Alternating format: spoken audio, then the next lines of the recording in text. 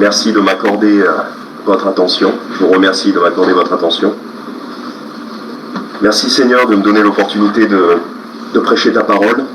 Je te demande, je te prie qu'on puisse être tous édifiés ce matin pour devenir plus comme toi et progresser dans nos vies chrétiennes. Amen. Donc je vous invite à tourner dans vos Bibles à Acte 3, Acte chapitre 3. C'est un chapitre que j'avais commencé déjà en plusieurs fois. Ça fait plusieurs fois que je prêche dans ce chapitre, donc on avance. On avance petit à petit. Alors, je vais donc rappeler rapidement le contexte. Donc, c'est Pierre et Jean qui sont au temple à Jérusalem. Ils vont opérer un miracle sur un homme impotent, c'est-à-dire handicapé. Et ils vont donc soigner miraculeusement par la puissance du Seigneur Jésus cet homme. Et ensuite, on arrive au verset... donc cette guérison miraculeuse va susciter évidemment l'admiration de tout le peuple, ce qui est bien sûr l'objectif, puisque l'objectif c'est d'attirer l'attention sur la puissance de Dieu, sur le Seigneur Jésus et la puissance de Dieu. Et au verset 12, donc on va commencer à lire au verset 12. Mais Pierre, voyant cela, c'est-à-dire voyant que tout le peuple est extrêmement dans l'admiration de ce miracle, mais Pierre, voyant cela, dit au peuple: Hommes israélites, pourquoi vous étonnez-vous de ceci, ou pourquoi avez-vous les yeux arrêtés sur nous, comme si c'était par notre propre puissance ou par notre piété que nous eussions fait marcher cet homme?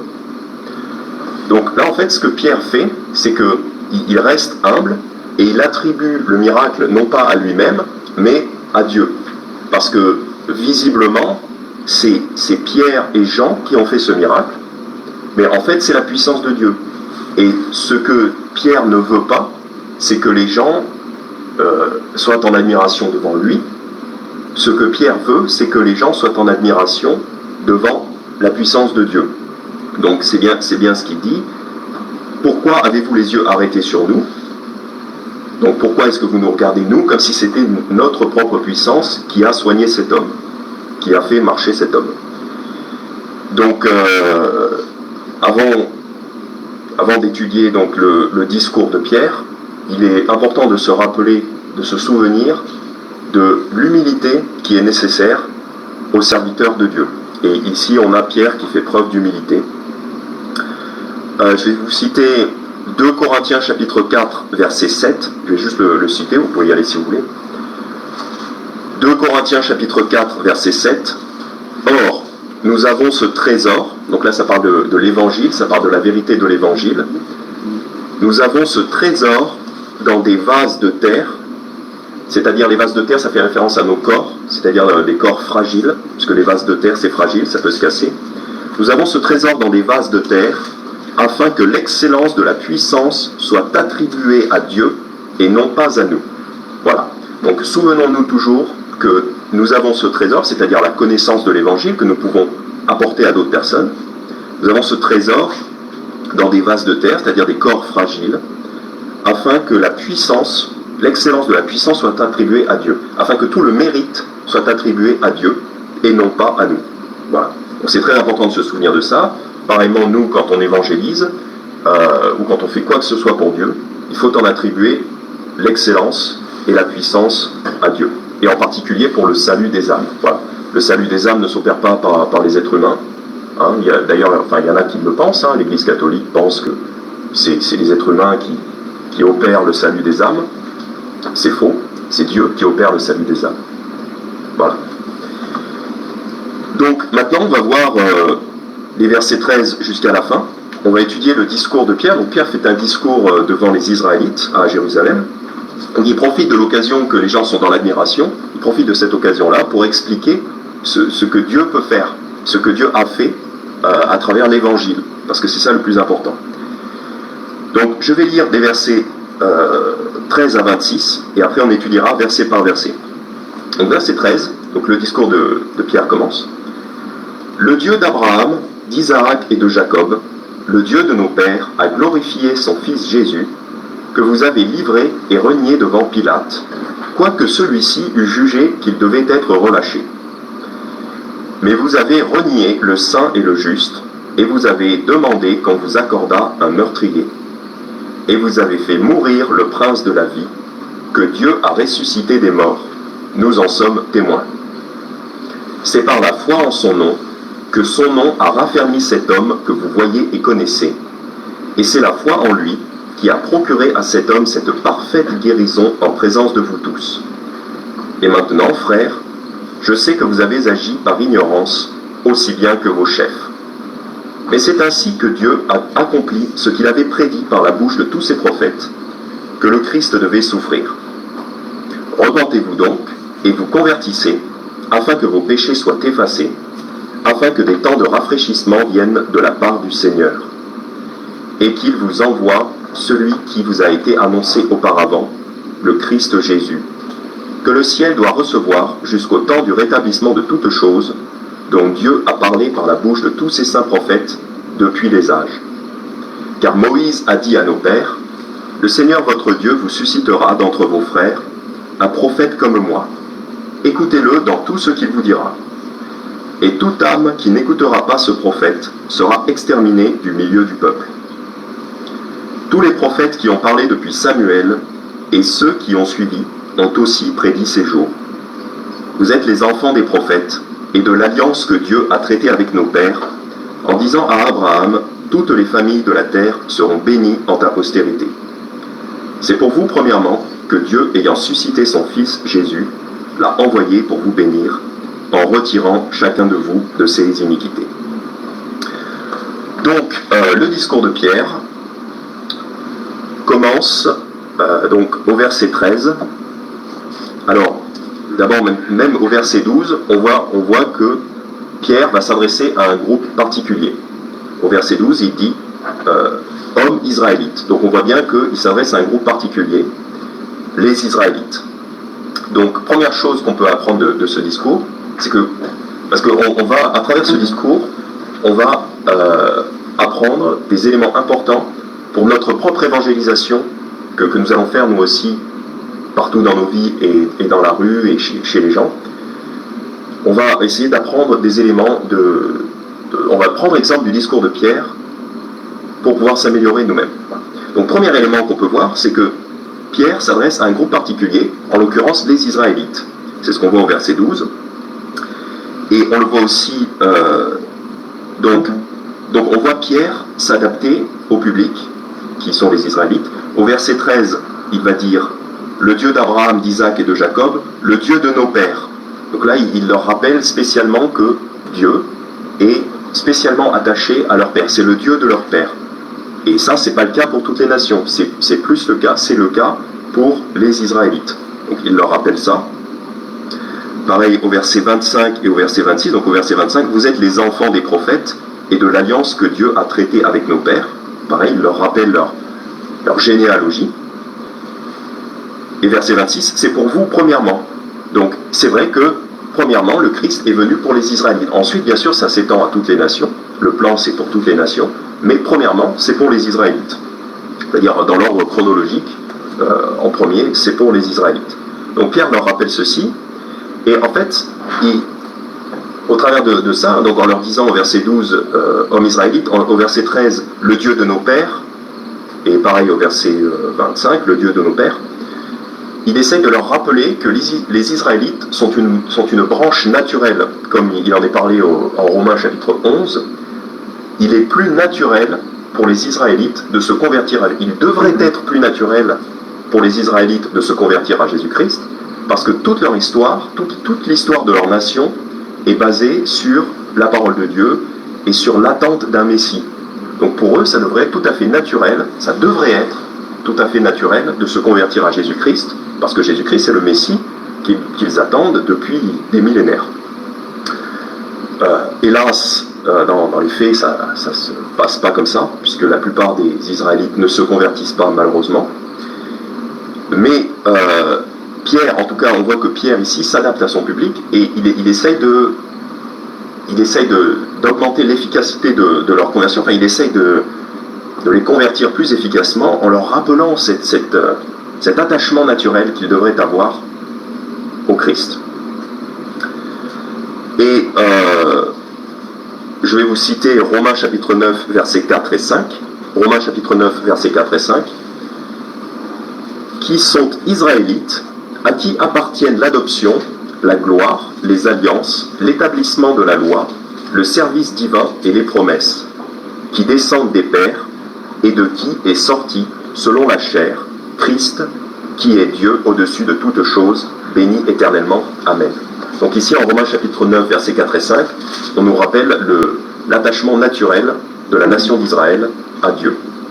Et donc Pierre utilise ça pour les pousser à la conversion, pour les inciter à la conversion.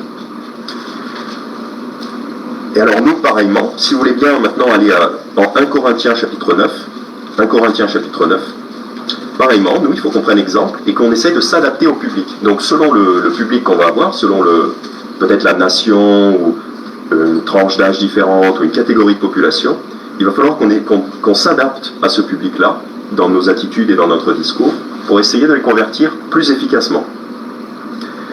Donc 1 Corinthiens chapitre 9, versets 19 à 22. Donc c'est Paul qui parle donc comment il prêche l'évangile. 1 Corinthiens chapitre 9, versets 19 à 22. Car, quoique je sois libre à l'égard de tous, je me suis assujetti à tous afin d'en gagner un plus grand nombre. Donc l'objectif de Paul, et notre objectif à nous, c'est d'essayer de convertir un maximum de personnes, autant de personnes que possible.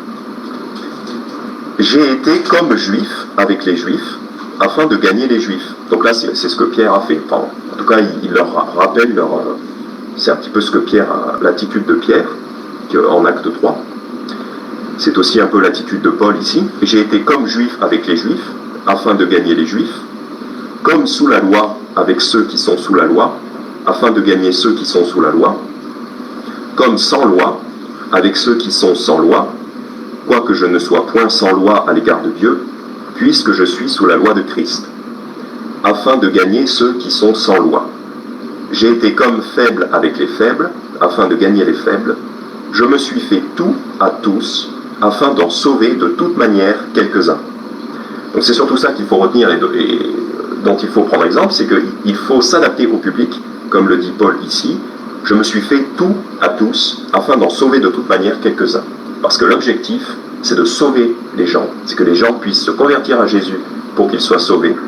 Et donc, nous, il faut peut-être parfois s'adapter au public que nous aurons. Donc attention, le message ne change pas, l'évangile est toujours le même, la méthode de prédication est toujours à peu près la même, mais il peut y avoir des adaptations. Par exemple, on peut s'adapter aux coutumes. Si dans un pays, on préfère s'habiller d'une telle manière, eh bien, c'est correct pour le chrétien. Il vaut mieux que le chrétien ne s'habille pas d'une façon choquante pour le pays. Pas nécessairement d'exemples qui me viennent en tête, mais voilà, s'il y a un habillement dans un pays qui est mal vu, eh ben, il ne faut pas que le chrétien s'habille comme ça. Ça peut paraître tout bête, mais c'est quand même important d'en tenir compte. On peut aussi peut-être s'adapter aux façons de parler. Par exemple, la façon de dire bonjour. Si dans une telle culture ou dans un tel groupe de personnes, il y a une façon particulière de saluer, de dire bonjour, il faut que le chrétien s'adapte à ça et fasse en sorte de s'adapter aux coutumes locales.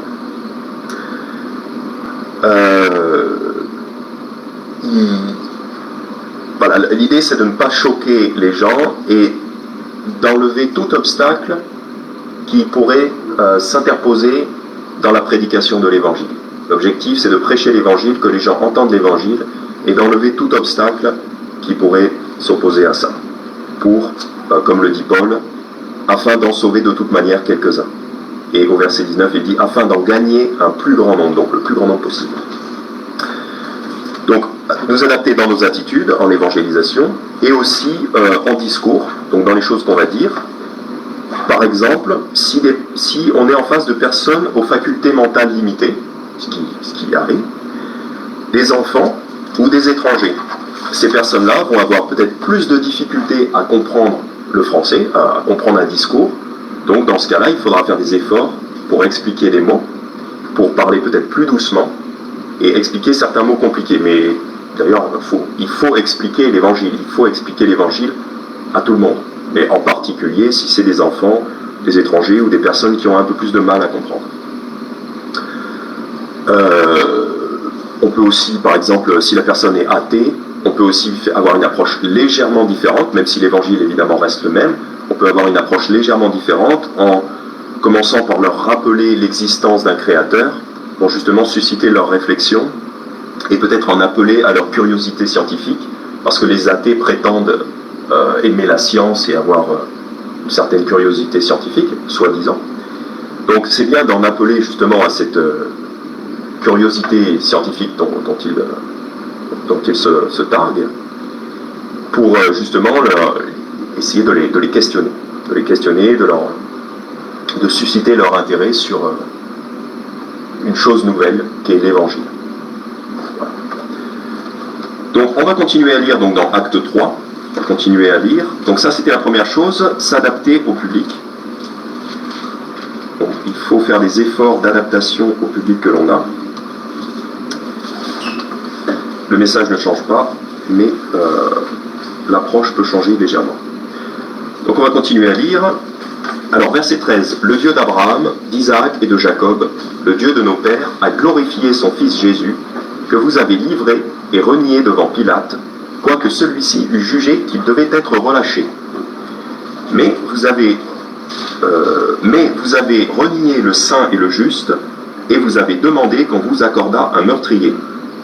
Et vous avez fait mourir le prince de la vie, que Dieu a ressuscité des morts, nous en sommes témoins. Donc, deuxième élément important que nous pouvons relever ici, c'est que Pierre informe les gens, informe les non-convertis de leur péché. C'est une chose très importante, c'est une chose incontournable à faire pour nous aussi en évangélisation. Il faut informer les gens de leur péché.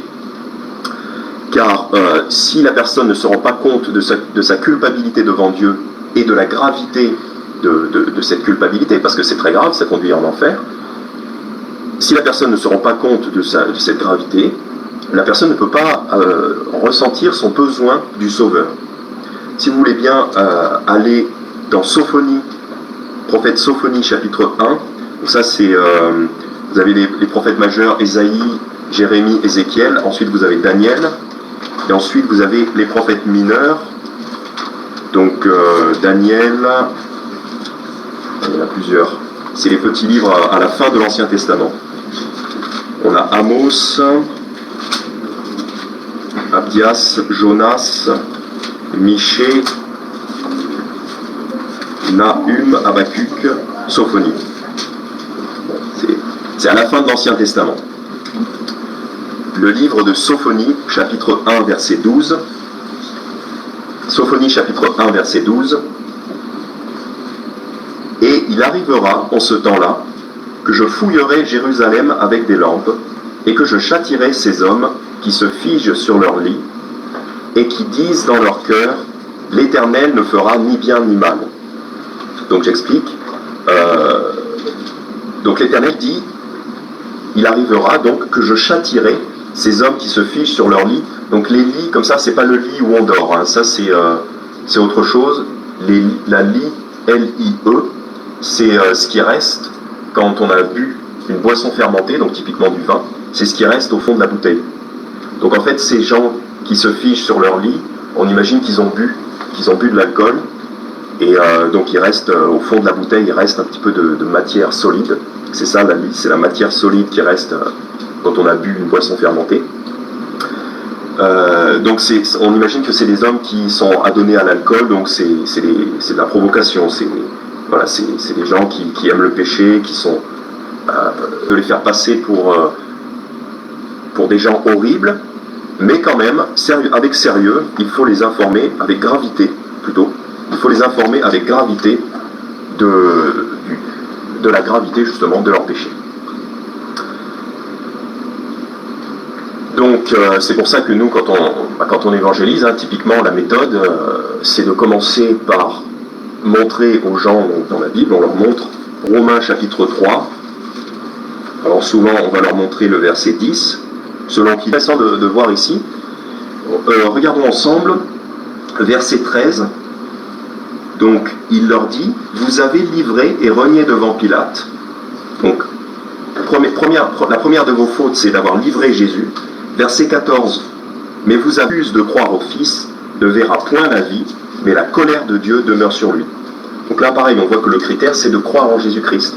C'est vraiment là-dessus qu'il faut insister quand on prêche l'Évangile. Il ne faut pas rentrer dans les détails de tous les péchés de chacun. C'est pas la peine. Parce que ce qui compte, c'est est-ce que vous acceptez Jésus ou est-ce que vous le refusez. Et donc voilà, à 3 reprises, Pierre leur rappelle leur faute qui est, la faute c'est de rejeter Jésus en fait. Tout se résume à ça. Par défaut, vivent dans le royaume du diable, vivent dans le royaume des ténèbres. Et donc les gens, quelque part, avant d'être convertis, préfèrent le diable qui est un meurtrier. On peut le lire dans Jean chapitre 8, verset 44. Le diable, donc en fait, ça montre quelque part que avant de se convertir à Jésus, les gens préfèrent le diable. Les gens préfèrent un meurtrier, les gens préfèrent le diable. Et c'est grave. Les gens préfèrent le diable à la justice de Dieu, à Dieu. Les gens préfèrent un meurtrier plutôt que la personne innocente. Après l'avoir examiné,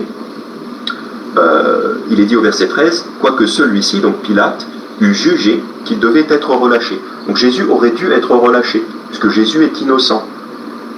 Mais pourtant, les Israélites, les Juifs l'ont livré. Et donc là, on a une vue sur l'innocence du Christ, sur le fait que le Christ est sans péché.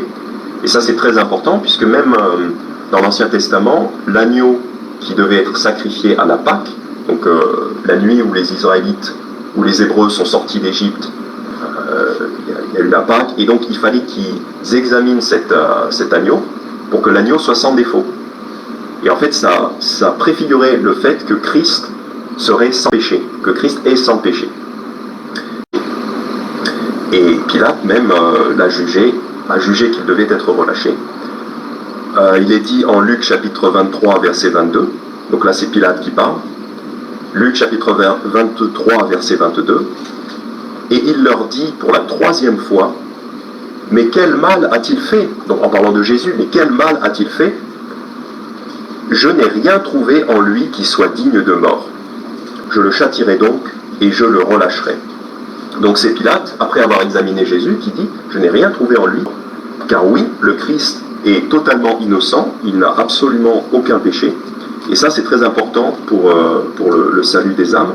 Et c'est quelque chose qu'il est aussi très bon de mentionner en évangélisation, c'est que le Christ est parfait. Si vous voulez bien aller dans Hébreux chapitre 7, Hébreux chapitre 7, on va lire le verset 25, 26 et 27. Donc on a ici l'importance du fait que Jésus est sans péché, innocent. D'ailleurs, il est dit à propos du Christ, lui juste mourant pour les injustes. C'est dans 1 Pierre chapitre 3, je crois. Le juste mourant pour les injustes. Donc nous sommes les injustes, le Christ est juste, et l'innocent est mort pour les coupables. C'est très important de le mentionner en évangélisation. Donc, en Hébreux chapitre 7, verset 25, c'est pourquoi aussi il peut sauver parfaitement, donc ça on va le voir juste après, Jésus sauve parfaitement, c'est pourquoi aussi il peut sauver parfaitement ceux qui s'approchent de Dieu par lui, donc c'est-à-dire ceux qui s'approchent de Dieu par Jésus, étant toujours vivants pour intercéder en leur faveur.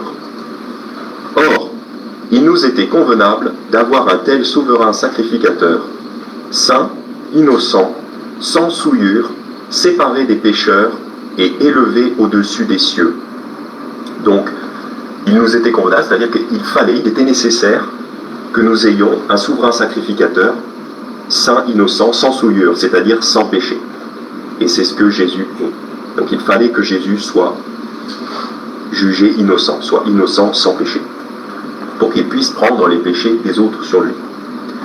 Verset 27, qui n'eut pas besoin, comme les souverains sacrificateurs, d'offrir tous les jours des sacrifices, premièrement pour ses propres péchés, puis pour ceux du peuple, car il a fait cela une fois en s'offrant lui-même.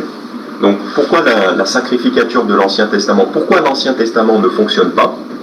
C'est aussi parce que le souverain sacrificateur humain doit offrir continuellement des sacrifices pour les péchés, d'abord pour ses propres péchés, puisque dans l'Ancien Testament, le souverain sacrificateur est un lévite, est un homme, est un être humain, donc il a des péchés.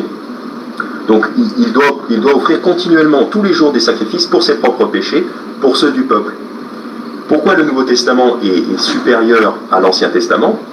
Pourquoi le Nouveau Testament est éternel, contrairement à l'Ancien Testament? Le Nouveau Testament est éternel car Jésus-Christ, il est dit au verset 27, il a fait cela une fois en s'offrant lui-même. Donc Jésus-Christ a offert un sacrifice une fois et un sacrifice qui est valable pour l'éternité. C'est pour ça que le Nouveau Testament donc remplace l'Ancien Testament. C'est parce que le Christ peut pardonner, le Christ pardonne les péchés pour l'éternité. Comme il est dit au verset 25, c'est pourquoi aussi il peut sauver parfaitement ceux qui s'approchent de Dieu par lui, étant toujours vivant pour intercéder en leur faveur. Et donc ça, c'est basé sur le fait que Jésus est sans péché. Voilà. Donc c'est important aussi de le rappeler, de le mentionner. Donc on va continuer à lire en acte 3.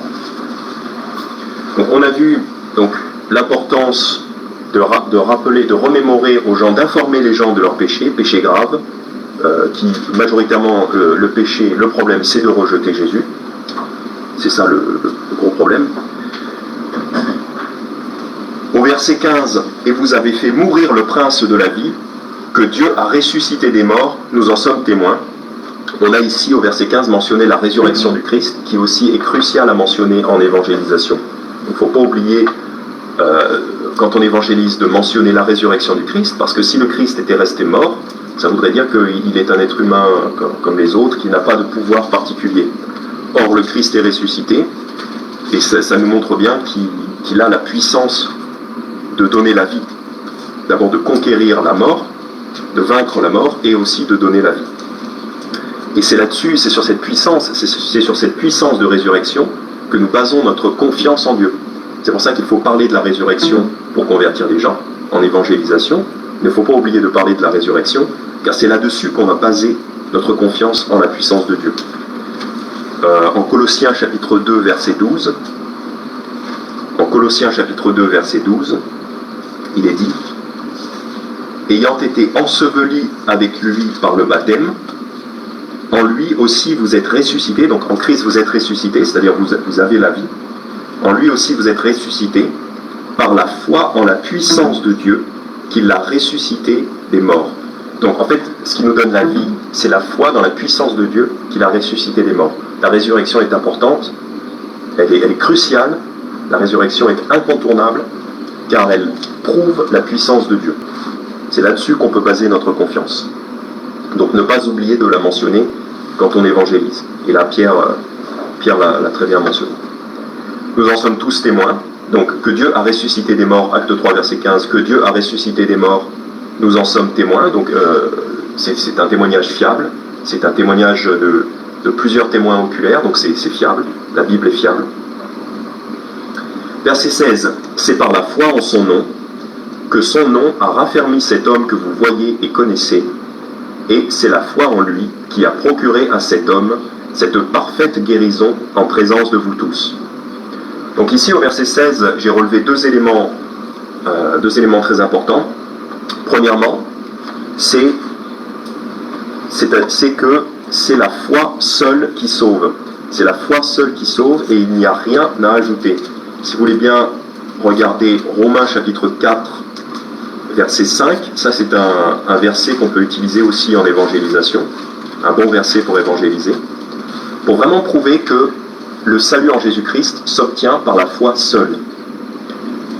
Romains chapitre 4, verset 5, « Mais pour celui qui ne travaille point, mais qui croit en celui qui justifie le pécheur, sa foi lui est imputée à justice. » Donc ici, en Romains chapitre 4, verset 5, on a une personne qui ne travaille point, donc cette personne-là ne fait pas d'œuvre, cette personne-là n'a aucune bonne œuvre à mettre en avant, pour celui qui ne travaille point, mais cette personne-là croit en celui qui justifie le pécheur, donc cette personne-là croit en Jésus-Christ, sa foi lui est imputée à justice. Ça veut dire que on lui dit, Dieu lui dit, tu es juste, car tu as la foi. Donc la personne ne travaille pas, la personne ne fait aucune bonne œuvre, mais la personne croit l'évangile, la personne croit en Jésus-Christ, sa foi lui est imputée à justice. Ça veut dire que cette personne est déclarée juste. Donc ça c'est très important. C'est uniquement la foi en Christ qui sauve. Romains chapitre 4 verset 6, c'est ainsi que David exprime le bonheur de l'homme à qui Dieu impute la justice sans les œuvres. Donc Dieu donne la justice sans qu'on ait besoin de faire aucune œuvre pour l'obtenir. C'est l'œuvre de Jésus-Christ qui nous assure la justice, c'est-à-dire le fait d'être sauvé. Voilà. Et Pierre le mentionne dans son discours en acte 3, verset 16. C'est par la foi en son nom. C'est par la foi en son nom que son nom a raffermi cet homme que vous voyez et connaissez, et c'est la foi en lui qui a procuré à cet homme cette parfaite guérison. Donc deuxième élément, cette parfaite guérison en présence de vous tous. Quand quelqu'un est sauvé par Jésus-Christ, la guérison, donc la guérison physique en l'occurrence, mais aussi la guérison spirituelle, le salut, c'est une chose, c'est une guérison parfaite. Donc, petit rappel, donc on l'a vu, c'est dans Hébreux chapitre 7, verset 25, rappel, c'est pourquoi aussi, donc le Christ vit pour toujours, le Christ est sans péché, c'est pourquoi aussi, il peut sauver parfaitement ceux qui s'approchent de Dieu par lui, étant toujours vivant pour intercéder en leur faveur. Donc, ça c'est aussi quelque chose qu'il faut communiquer aux gens quand on évangélise, c'est que le Christ sauve parfaitement. Donc, ça veut dire qu'il n'y a rien à ajouter, donc aucune œuvre de notre part à ajouter, aucune repentance de péché n'est nécessaire, on n'a pas besoin de se détourner de nos péchés pour mériter, pour ajouter pour le salut, on n'a pas besoin de promettre de suivre Jésus, on n'a pas besoin de s'engager à suivre Jésus, on n'a pas besoin d'être un disciple pour être sauvé, il n'y a absolument rien à ajouter, la foi seule sauve. Donc j'arrive devant Dieu, tout ce que j'ai c'est ma foi en Christ, je n'ajoute rien. Deuxième chose, tous les péchés sont pardonnés, donc puisque c'est une guérison parfaite, ça veut dire que tous les péchés sont pardonnés. Il n'y a pas de péché que Jésus ne peut pas pardonner, c'est une guérison parfaite. Et troisième élément, il n'y a pas besoin d'y revenir, c'est-à-dire qu'une fois qu'on est sauvé, on est toujours sauvé. Il n'y a pas besoin de revenir continuellement, comme dans l'Ancien Testament, il revenait continuellement offrir des sacrifices. Dans le Nouveau Testament, il n'y a pas besoin de revenir continuellement offrir des sacrifices ou demander pardon à Jésus pour aller au paradis. Ce n'est pas nécessaire de revisiter son salut. Une fois qu'on est sauvé, c'est une chose établie. Comme il est dit dans Hébreux chapitre 10, verset 14. Hébreux chapitre 10, verset 14. Donc ça aussi, Hébreux chapitre 10, verset 14, c'est un bon verset à mentionner en évangélisation. Car par une seule oblation, donc c'est-à-dire par une seule offrande, l'offrande du corps de Jésus-Christ, car par une seule oblation, il a rendu parfait pour toujours ceux qui sont sanctifiés. Donc ceux qui ont cru en Jésus-Christ, ils sont rendus parfaits pour toujours. Voilà, il n'y a pas besoin d'y revenir. Et ça c'est quelque chose de très important aussi à mentionner en évangélisation. Voilà. C'est que une fois qu'on est sauvé, on est toujours sauvé, on a la sécurité éternelle. C'est vraiment quelque chose d'important à faire comprendre aux gens, parce que bien souvent, c'est ça qui leur permet vraiment de comprendre la pleine confiance qu'on peut avoir en Jésus-Christ. Notre pleine confiance, est si grande, notre confiance en Christ est si grande qu'on est sûr et certain qu'on n'a pas besoin de revenir sur notre salut. Le salut est établi une fois pour toutes. On va continue acte 3. Donc la guérison est parfaite. Et on va voir très rapidement, je pense, deux éléments encore. verset 17, « Et maintenant, frères, je sais que vous avez agi par ignorance, aussi bien que vos chefs. » Donc, Pierre, il leur dit, « Ok, vous avez fait quelque chose de très très mal, vous avez rejeté Jésus. » Et c'est vrai qu'en évangélisation, il faut aussi vraiment informer les gens de la gravité de leur péché. Mais je sais que vous avez agi par ignorance. Donc l'idée, c'est de ne pas enfoncer les gens dans la boue. Voilà, on leur dit pas, vous êtes dégueulasse, vous voyez tout ce que vous avez fait, tout ça. Non, l'idée, c'est pas ça. L'idée, c'est que les gens, quand ils ne sont pas convertis, ils sont sous la puissance et la domination du diable. Donc, quelque part, ils sont dans l'ignorance, ils sont dans les ténèbres. Nous, on vient pour les sauver. L'idée, c'est pas de les faire passer pour d'horribles personnes. L'idée, c'est de leur accorder le bénéfice, j'allais dire le bénéfice du doute. Les gens sont responsables de leurs péchés, les gens sont coupables de leurs péchés, mais il faut savoir que les gens agissent par ignorance. Voilà, c'est ça qui est très important de comprendre. Les non-convertis agissent par ignorance, et même d'ailleurs, si les non-convertis nous maltraitent, il faut se souvenir que c'est par ignorance qu'ils le font. Donc il faut quand même aller vers eux avec amour et avec charité, en se souvenant que les gens sont sous le pouvoir de Satan. Les non-convertis sont sous le pouvoir du diable. Donc il faut vraiment s'en souvenir quand on va vers eux et avoir pitié. Il faut que nous ayons pitié des non-convertis. Verset 18. « Mais c'est ainsi que Dieu a accompli ce qu'il avait prédit par la bouche de tous ses prophètes, que le Christ devait souffrir. » Donc au verset 18, on a Pierre qui mentionne que, en fait, l'accomplissement de l'évangile, ça ne vient pas de nulle part, ça a été prédit par les Écritures de l'Ancien Testament. Et de ceci, on peut prendre exemple, et pour nous, ce qu'on va en retirer, c'est qu'il faut qu'on s'appuie sur les Écritures, il faut qu'on s'appuie sur la Bible. Donc en évangélisation, quand on est avec quelqu'un, il faut vraiment justifier toute notre présentation de l'Évangile par des versets bibliques. C'est très très important. Pierre le fait ici au verset 18, donc il mentionne tous les prophètes que le Christ devait souffrir. Au verset 22, 23, il va citer Deutéronome chapitre 18. Donc là, il fait directement une citation biblique. Et ensuite, au verset 24, pareil, verset 24, il va mentionner les prophètes.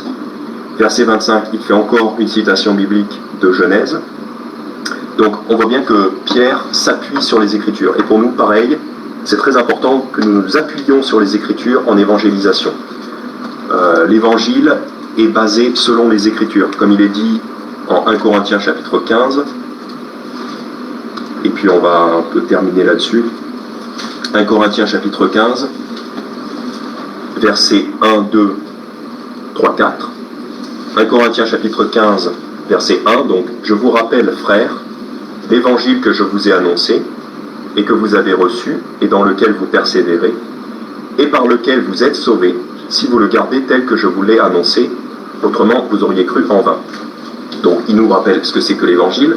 Or, je vous ai enseigné, avant toute chose, ce que j'avais aussi reçu, que Christ est mort pour nos péchés selon les Écritures. Donc ça ne vient pas de nulle part, c'est selon les Écritures. Et qu'il a été enseveli et qu'il est ressuscité le 3e jour selon les Écritures. Donc en 1 Corinthiens chapitre 15, quand il nous rappelle ce que c'est que l'Évangile, donc la mort, l'ensevelissement et la résurrection du Seigneur Jésus, il nous dit 2 fois, c'est basé sur les Écritures, selon les Écritures. Donc c'est très important pour nous, quand on est en évangélisation, d'utiliser les Écritures, de se baser sur les Écritures. C'est la parole de Dieu qui sauve, ce n'est pas une histoire que nous raconterions, ce n'est pas nos propres paroles, ce n'est pas notre propre témoignage qui sauve. Ce qui sauve, c'est la parole de Dieu. Il faut que les gens puissent voir ou entendre les Écritures pour pouvoir baser leur foi sur ce qui est dit dans la Bible. D'ailleurs, il est dit en Romains chapitre 10, la foi vient de ce que l'on entend, et ce que l'on entend vient de la parole de Dieu. Donc, si on veut susciter la foi chez les gens, c'est la foi qui sauve. Donc, si on veut que les gens aient cette foi dans les Écritures, dans la parole de Dieu, eh bien, il faut qu'ils entendent la parole de Dieu. C'est très, très important. Si on évangélise et qu'on ne cite pas la parole de Dieu, c'est inutile. Parce que les gens vont faire confiance dans la parole de la personne, mais les gens ne sauront pas les gens ne pourront pas mettre leur confiance dans la parole de Dieu. Si nous voulons que les gens mettent leur confiance dans la parole de Dieu, il faut que nous citions, et même on peut même montrer les Écritures aux gens, on peut même leur montrer, vous voyez, ce qu'il est écrit, Jean 3,16, regardez, car Dieu a tellement aimé le monde, ça fonctionne bien comme ça. Comme ça, plus tard, les gens se souviendront, pourront se dire, ah oui, je me souviens, Jean 3,16, voilà. Et ils pourront baser leur confiance sur la parole de Dieu. Très très important. Donc, Pierre insiste, Pierre le mentionne plusieurs fois dans son discours en acte 3, donc au verset 18, etc. Et jusqu'à la fin, il mentionne les Écritures. Donc pareillement, il faut qu'on fasse de même. Et donc pour finir, verset 19, « Repentez-vous donc et vous convertissez, afin que vos péchés soient effacés, afin que des temps de rafraîchissement viennent de la part du Seigneur, et qu'il vous envoie celui qui vous a été annoncé auparavant, le Christ Jésus. » Donc Jésus revient, dans tous les cas, Jésus revient. Et nous, ce qu'on veut faire, c'est exhorter les gens à mettre leur confiance en Christ pour que leurs péchés soient effacés, pour que quand Jésus revient, ces gens-là puissent intégrer son royaume, avec nous qui sommes déjà convertis, parce que dans tous les cas, Jésus revient. Et pour nous, ça va être le bonheur, mais pour les gens non convertis, ça va être la destruction éternelle, et l'horreur la plus absolue. Donc là, on voit que Pierre, il a vraiment à cœur que ces gens-là se convertissent. Donc il leur dit, repentez-vous, c'est-à-dire arrêtez de croire à vos idoles, arrêtez de croire arrêtez de rejeter Jésus. En fait, en gros, c'est ça que ça veut dire, repentez-vous, ça veut dire changer d'avis concernant Jésus, arrêtez de le rejeter, et vous convertissez, donc arrêtez de le rejeter, et croyez en lui. C'est deux faces d'une même pièce. Et donc on voit que Pierre a vraiment à cœur la conversion de ces personnes-là. Et nous, pareillement, il faut qu'on ait à cœur la conversion des gens, il faut on peut même les exhorter à la conversion. Hein. Bien sûr, on ne peut forcer personne, mais on peut vraiment leur montrer qu'on les aime, qu'on aime les non-convertis, et qu'on a vraiment envie qu'ils se convertissent. Voilà. En conclusion, donc on va rappeler un petit peu rapidement les éléments qu'on a vus. Donc, qu'est-ce que nous, il faut qu'on prenne comme exemple sur Pierre? Donc, qu'est-ce que nous, il faut qu'on en retire? Donc, d'abord, il faut qu'on soit humble et qu'on attribue la puissance à Dieu. Bon, il faut qu'on attribue la puissance du salut à Dieu, bien sûr. Deuxième élément, donc, il faut faire des efforts pour s'adapter à notre public. Donc, selon que notre public, c'est des étrangers, des enfants qui viennent de telle ou telle religion, il faut faire des efforts pour s'adapter à ces différents publics, sachant que le message reste le même, l'évangile reste le même, bien sûr. Troisièmement, surtout en évangélisation, donc ne pas oublier, donc vraiment informer les gens de la gravité de leurs péchés. Et que surtout, le problème, c'est de rejeter Jésus. C'est surtout ça c'est surtout là-dessus qu'il faut insister. Voilà. Que le problème, c'est le rejet du Christ. On a aussi vu donc, que c'est vraiment important aussi de montrer l'innocence du Christ, le fait que le Christ est sans péché, puisque justement c'est le juste qui meurt pour les coupables. Ensuite, on a vu aussi l'importance de la résurrection, donc ne pas oublier de mentionner la résurrection du Christ quand on évangélise, sans laquelle il n'y a aucune force à l'évangile.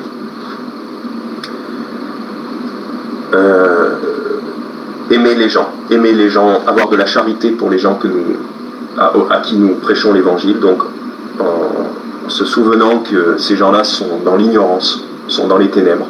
Donc, voilà. Et aussi, très très important, dernier point, c'est la référence essentielle aux Écritures. Toujours citer ou montrer les Écritures aux personnes. C'est absolument essentiel en évangélisation. Donc, merci Seigneur pour cette opportunité que tu m'as donnée.